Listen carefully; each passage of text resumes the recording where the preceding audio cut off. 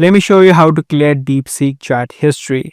If you have tons of chats piled up and you're trying to remove all of them or only some particular chats, let me show you the way on how it is done. Open up the app of Deepseek.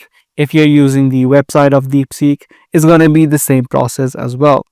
Now, if you head over to the chats, you can see all of the chats that you have inside of Deepseek. If you're trying to delete a particular chat, you can just tap and hold a particular chat and you'll have the option called delete. If you tap on the delete option, this particular chat only will be deleted.